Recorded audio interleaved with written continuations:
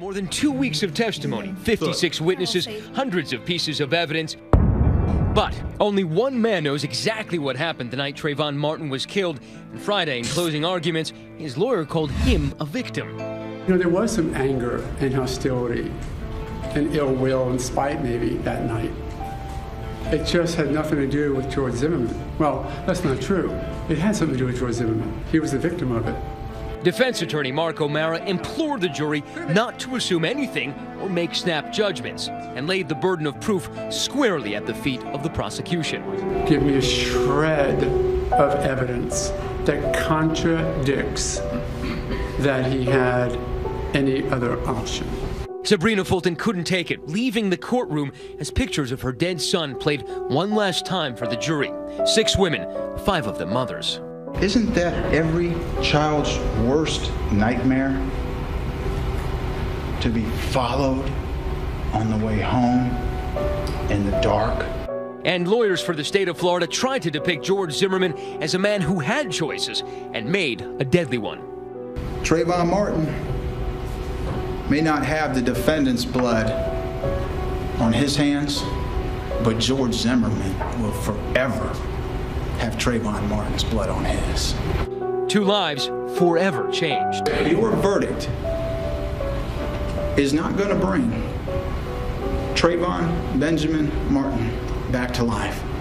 Your verdict is not going to change the past, but it will forever define it. And as the nation is about to turn its attention away from this tiny community, one person is left to pick up the pieces. A guy lost his life. Another guy shot him. When you pull that trigger, no matter what's going on, your life has changed. Whether you go to jail or don't go to jail, your life is totally different.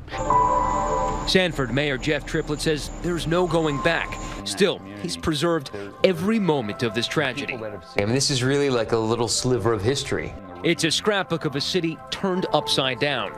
Faded clippings of memories still fresh. Son looks terrified there. He looks absolutely terrified as to what's happening. We want arrest. The innocence of the children watching all this and trying to understand what's going on. Here in Sanford, being mayor is only a part-time job, but keeping the city safe amid nasty emails, anonymous phone calls, even death threats became a full-time occupation.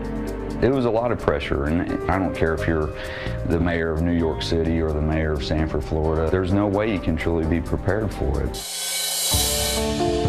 Whereas Trayvon Martin lost his life, others lost their livelihoods. Police Chief Bill Lee, a 30-year veteran, was fired.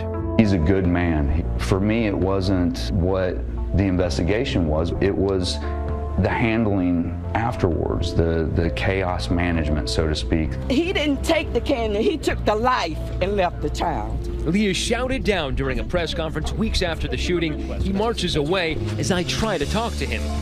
I understand your frustration, but I thought for the good of the community, and particularly for the good of the Sanford Police Department, we needed to move forward.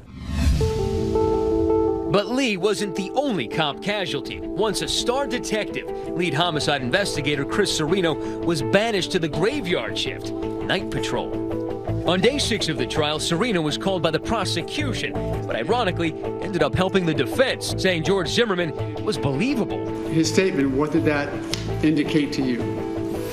Either he was telling the truth, or he was a complete pathological liar. One of the two. Okay.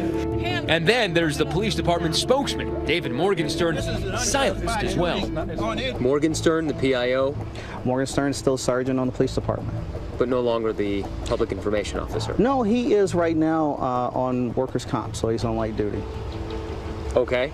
But the public remains rattled, especially in the sleepy development where neighbors are still defending George Zimmerman. Matt, he had these. He may have fought, but he has just the same right Matty. For self-defense as George Zimmerman did. He had these, okay? You'll never convince Frank Taffy that George Zimmerman did anything wrong that night. 16 months ago, you'd never been on TV. Now you're on TV 3 times a day. Everybody has 15 minutes of fame. Mine's on a loop, Matt. But fame has had its price, especially for those who never asked for it. You have Jonathan Good that actually saw the fight. You have Jeremy and Jenna who made the 911 calls. You got the Manolos. You got Selma. You have Celine. You have Serdaika. All these people are casualties of this tragedy. Lives destroyed, careers ended, a city ripped apart by the greatest casualty of all, the death of 17-year-old Trayvon Martin. Jeff Triplett, the mayor, now more of a custodian, trying to piece a broken city back together. You apologize and you try to make things better. You know, that's all you can do is try to. You can't change the past. You cannot change it, but by God, you can walk through it and try to make it better.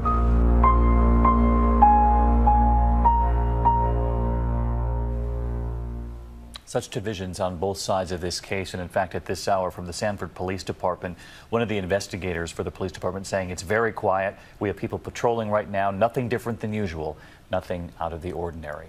Encouraging from Sanford, Florida.